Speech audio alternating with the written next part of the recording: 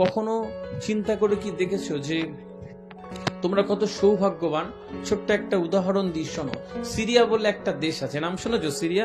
তোমরা কে কেউ শুনে থাকবে। সিরিয়ার সাদিয়ানা বলে একটা কারাগার আছে, জেলখানা, পৃথিবীর ডেঞ্জারাস জেলখানা। ওই জেলখানাতে একজন শিক্ষক বন্দী হয়ে গেছিল, নাম ছিল মিশেল কিলো। তো উনি একটি কুঠুরিতে থাকতেন এবং ওখানে আলো বাতাস পৌঁছতো না। একবার দিনের বেলা শুধু ওই মাঠে যেতে দিত এরকম, আবার ফিরে আসতে হতো।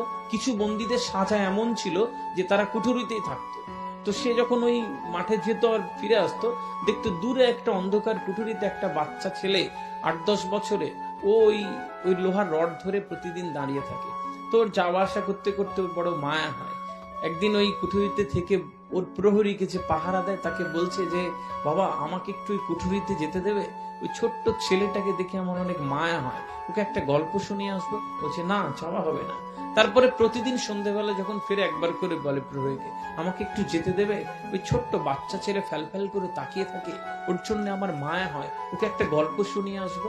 তো ওকে যেতে দেয় না। একদিন প্রহরীর কি মনে হলো যে একদিন সুযোগ দিল যে আচ্ছা ঠিক আছে, আপনি প্রতিদিন বলেন, আমি 10 মিনিটের জন্য আপনাকে ওখানে যেতে দেবো, আমি সামনে দাঁড়িয়ে থাকবো। বলছি ঠিক আছে। প্রহরী ওই বন্দিকে নিয়ে ওই কুঠুরির দরজা খুলে ভেতরে ঢুকিয়ে দিয়ে বাইরে অপেক্ষা করে। এইবার ঢুকে দেখে যে ছেলেটির মা একটু দূরে অবচেতন হয়ে অন্ধকারে যেরকম পড়ে থাকে ওরকম আপচা আপচা দেখা যাচ্ছে।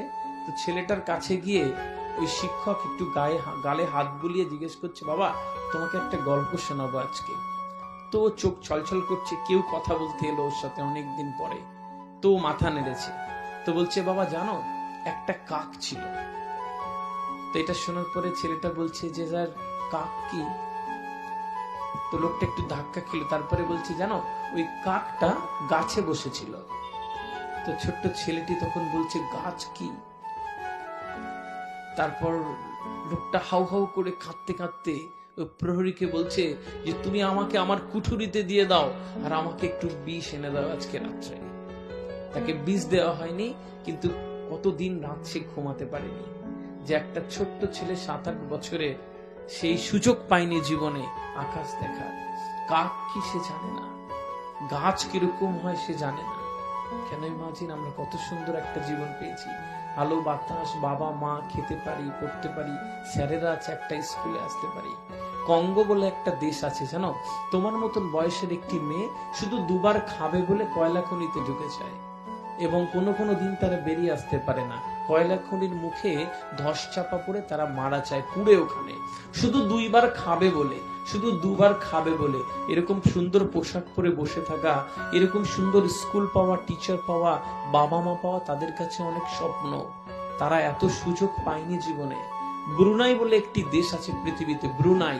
তোমার মতন বয়সের একটি মেয়ে সকালবেলা উঠে দুটো ডাব্বা নিয়ে ৪-৫ কিলোমিটার যায় জল আনতে, ওখানে জল পাওয়া যায় না। ও যায় একবার আর আসে একবার, সন্ধে হয়ে যায়। স্কুলে যাওয়া, কলেজ ইউনিভার্সিটিতে পড়া, এরকম সুন্দরভাবে বসে থাকা তাদের কাছে স্বপ্ন।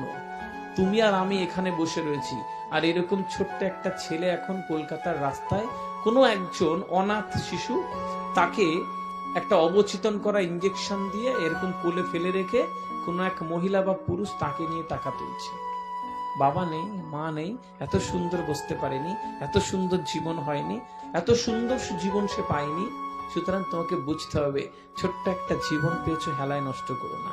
অনেক কিছু পেয়েছো, অনেকের থেকে তো ভালো রয়েছো, অনেকের থেকে তো সুন্দর আছো, এত সুন্দর জায়গায় রয়েছো, এত সুন্দর টিচার্স প্যানেল পাচ্ছ, নিজের স্বপ্নটাকে লড়ার জন্য দুটো হাত দুটো পা সুস্থ একটা শরীর ব্রেন পাচ্ছ।